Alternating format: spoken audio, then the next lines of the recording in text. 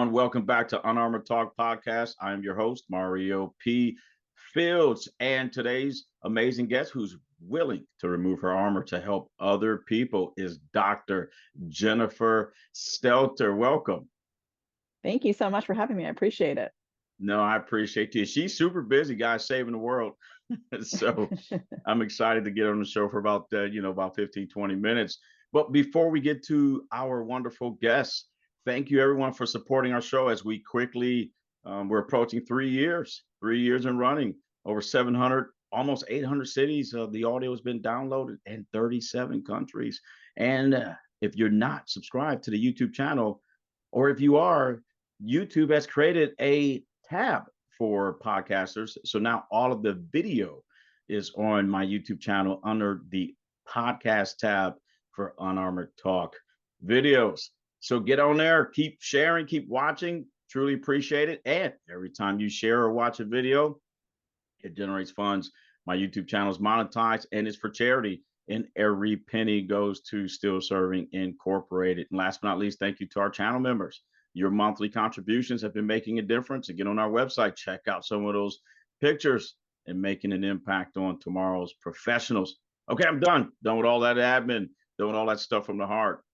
Dr. Stelter, can you please tell the listeners and viewers just a little bit about yourself? But before you do, ladies and gentlemen, she's an author.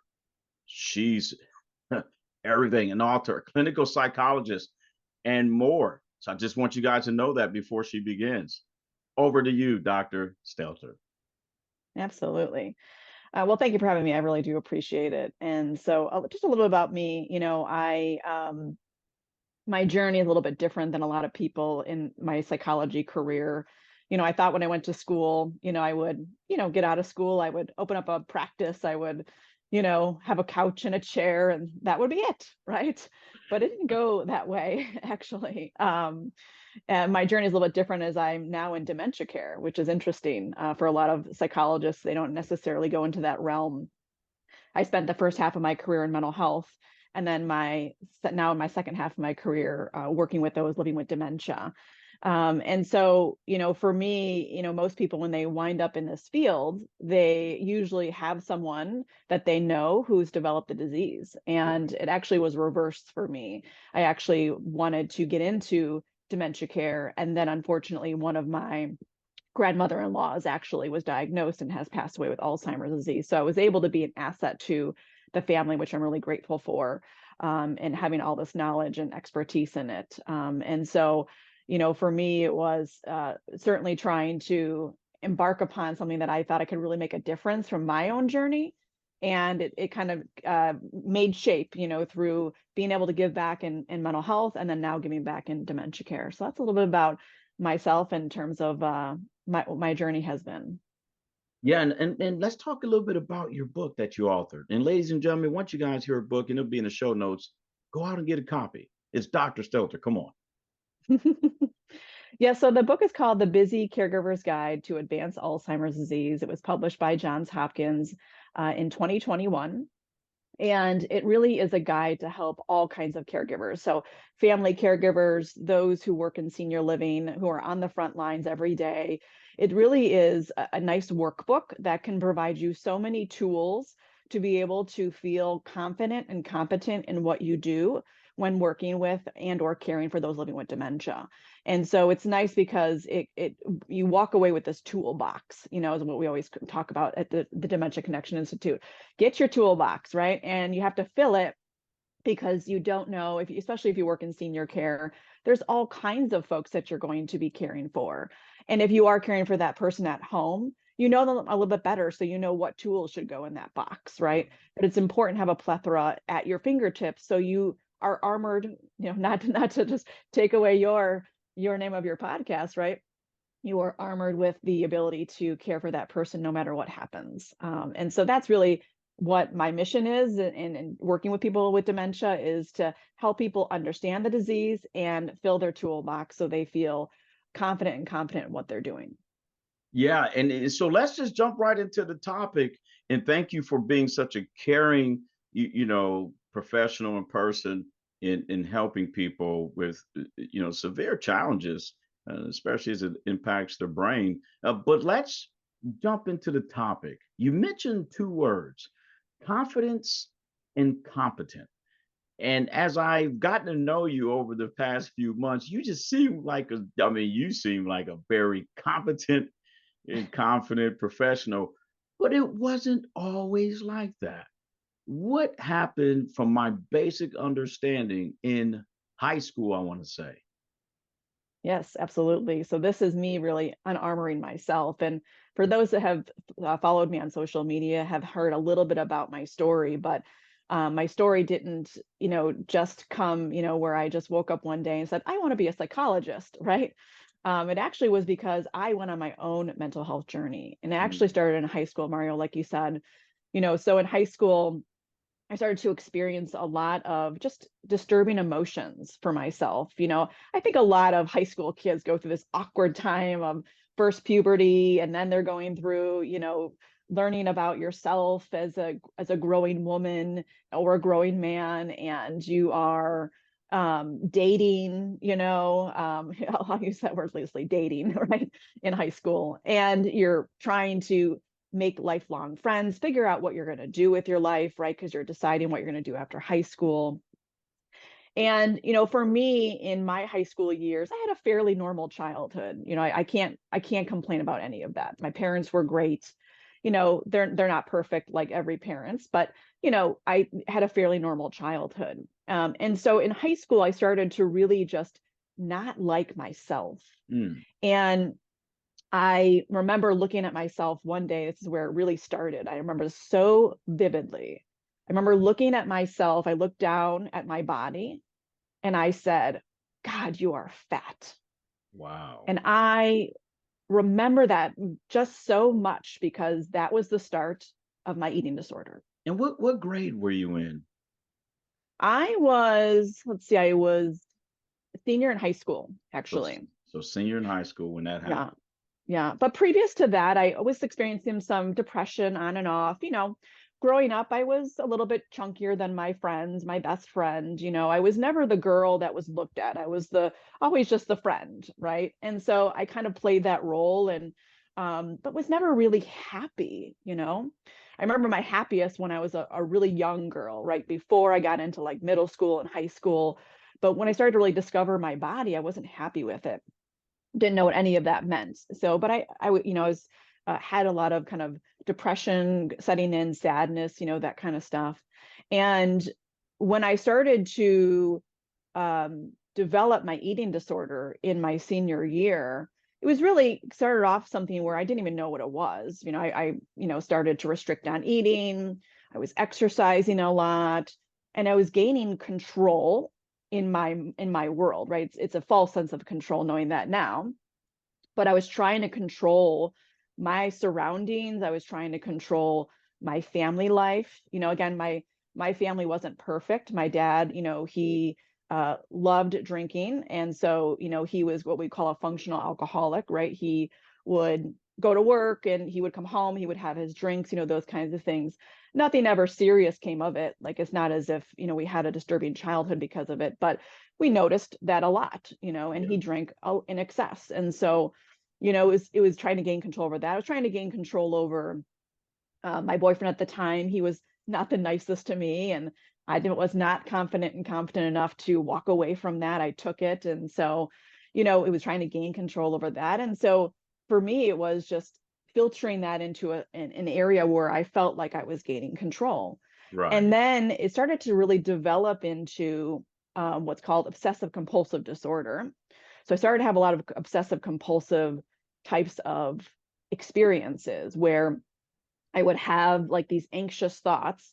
And when I would do certain things, and a lot of it revolved around food, so it kind of masked into the eating disorder. When I would do things around food, it would lower my anxiety. So whether it be checking certain things, or it be counting to a certain number, or switching on and off between certain things, and then really trying to control the food, that made me feel better. So again, another false sense of control. Now, mind you, when you look at my familial history, I do have a cousin who had an eating disorder. I do have, family members who've had OCD, who've had depression. So some of it is biological in nature. but definitely is contributed through environmental, which is what we learn in psychology, is that Yeah. it can be biological, it can be environmental, it could be a combination of both, So looking back and of course, learning about psychology in my schooling, I learned that that's, probably where it came from. And So, so so go when ahead. you, and I was just thinking and powerful, and so when when you had that moment, Dr. Stelter, when you looked in the mirror as a senior and you said, I don't love me, right? I'm not happy with what I see. And you started to control things around you tied to food. Was there any goal? Like, did you have an imagination of what you wanted to look like? A person, something, someone?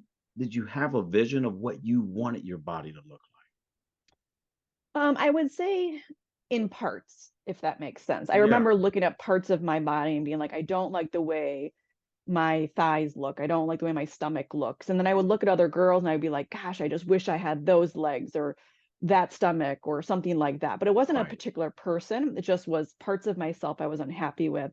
right. And as my eating disorder progressed, I started to see those results. So of course it's reinforcing, right? I'm Mhm. doing what I'm supposed to be doing, right? I'm getting what the results that I'm looking for. But it was such a mental, like, just it just was so, intrusive, and it got out of control. It really did. And so, graduating high school and going into community college at the time, um, I stayed local, and, of course, there in like the traditional eating disorder realm, I got straight A's uh in sorry, in the post high school, Right. and from there I joined every single club and was vice president or president, which that's very common with people with eating disorders. They strive for I perfection in I everything. Why I never would have known that. Yes. But that's an indicator. It could be. Indicator, huge. Yeah. And so checking all those boxes, that was there as well. And I lost a lot of weight. My lowest weight was 92 pounds when I actually was weighing myself and things like that. It may have gone a little lower in some of the darker times. Mhm. Um, but I remember at that time, my mom didn't know what to do. My father didn't know what to do, and they didn't say a lot because back then people didn't know about those kinds of mental health disorders. I mean, they were there, but they weren't talked about. It was still, of course, mental illness at that time was very shamed, and she'll be fine, she'll grow out of it, it's a Right. phase, all those Right. kinds of things. And Yeah. just the money spent on boxed meals so I can control the calories and the exercise equipment and everything like that. Just kind of everything was just getting out of control, from a financial, from an interpersonal, from just in my emotional well-being, physical well-being. All of it was impacted at that time. And I remember, because within my eating disorder, I had episodes where I would binge as well. And that's where you take in lots of food and you just can't stop yourself. And then, of course, the result is that you restrict from there. And so I had episodes of like that at times. And so I remember one of my last so-called binges, if you will, Yeah. was something where I was at a friend's party and we had been drinking and I binged. And I remember the next day, I completely starved myself the entire day. And I remember this feeling again very vividly, just like the first day it started. Right. I remember the last day, not to say that it was completely over, but it was the last day that I said, I need to get help. I was sitting in my bedroom at home, Mm. and this was the day that I had starved myself the whole day. I sat up against my closet doors, which were mirror doors at the time. And I felt like that feeling of, if you ever saw that movie, E.T., Yes. where Elliot was dying with E.T., I felt like that. And I remember that distinctly, telling myself, like, I feel like I'm dying right now. And I remember, I think I had like 200 calories that day. It was a can of Healthy Choice soup. Isn't that Mm. crazy that I remember all Unreal. that detail? Yeah. Which this was years ago. And I Wow. said to myself, I'm either going to end my life or I'm going to tell my mom I need help. So I contemplated suicide that day. Mm. And I knew to myself, this is not the solution. You have greater things to do in this life, and you cannot go out like this. And so I remember then going to my mom and telling her I need help, and she helped. So at that point, she got me help. We went to a psychiatrist, and then from there, he referred me to a psychologist. And I was able to do a lot of my treatment outpatient, which was great. I was able to respond to it well. Now, I had a combination of medication and psychotherapy at that time. And although the medication helped, I really gained a lot more with the psychotherapy that I was going through, because what I found in my times, because since then, has things ebbed and flow? Absolutely. Right. I feel like I've been in full recovery now for probably 15 to 20 years. Mm-hmm. But between that day and, until I was about 25 years old, it ebbed and flowed, right? I was never as sick as I was. I never got down to the weight that I did. I was never in that mental health headspace as I was before. But my OCD ebbed and flowed.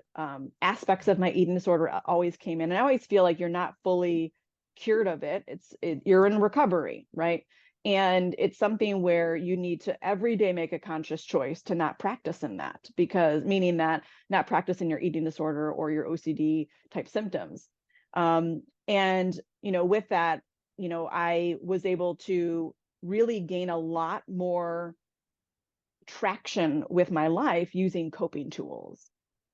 And that's what really drove me when I was going into college. I said, I think I want to be a psychologist. I think I want to give back, because these coping tools are what really have saved my life. Yeah.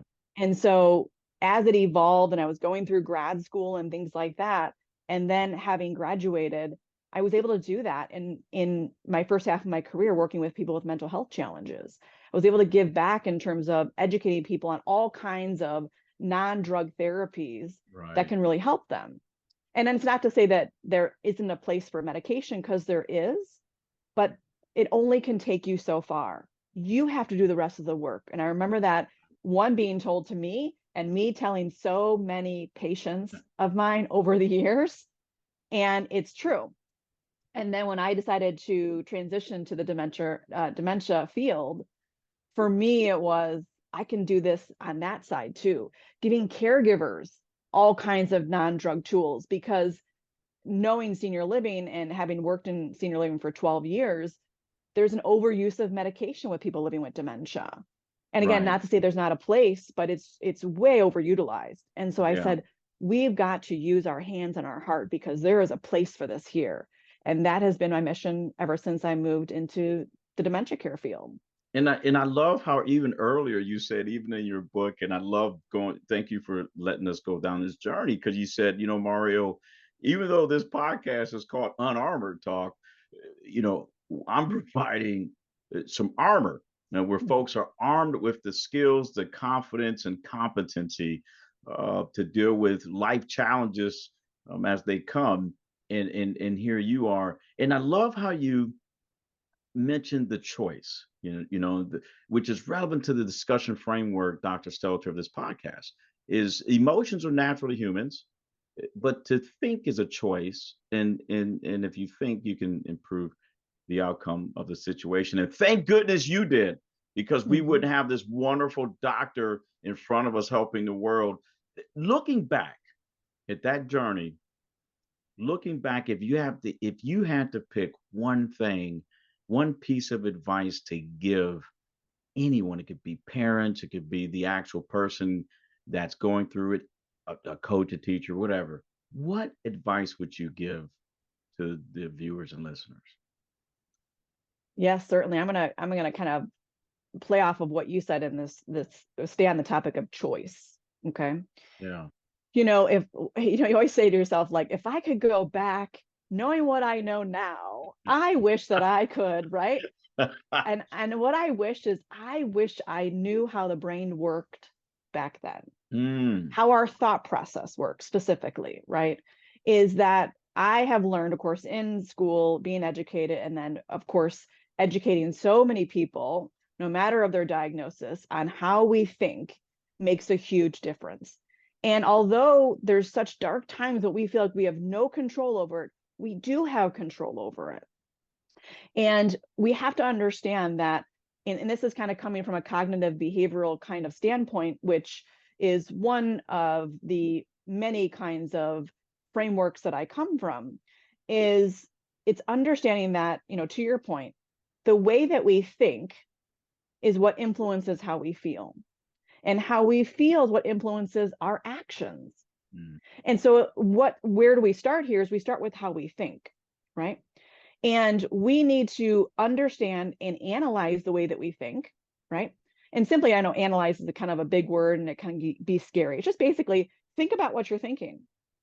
List out your thoughts, or, either write them down, or you can think about them in your head. Stop and reflect on them and say, are these thoughts rational? Are they productive for me? Are they positive? Because if they're the opposite of these things, you need to change them, right? So if they're negative, if they're unproductive, if they're irrational, saying to yourself, okay, let me take a step back. What's another way I can look at this, right? What's another perspective? And if you can't gain that, that is what therapy is for. That is what other, friends and family might be able to give you a different perspective on, right? Now, what's great about therapy is that of course, it's non-judgmental, right? It's someone who's not invested so much into your life. They can take a step back and see maybe a better picture, but it's understanding that you do have the ability to change the way you're thinking. So you can influence more positive and productive emotions, and of course, then more positive and productive actions, right? So I wish I knew that then, because I was so stuck in my mind thinking the things that I thought this was all true, right? And it just tore away my self-esteem. Wow. And my confidence, right? And so I wish I can go back and tell my child self, it's going to be okay. Just think differently. And I use the word just lightly because I know sometimes that can be invalidating, but it's not meant to be. It's meant to be that it can be that simple, right? And so that's something I wish I can go back and tell myself, to say, just look at the way you're thinking, change it. It's possible. And there's tons of books on it, of course, and so that's what I wish I could do.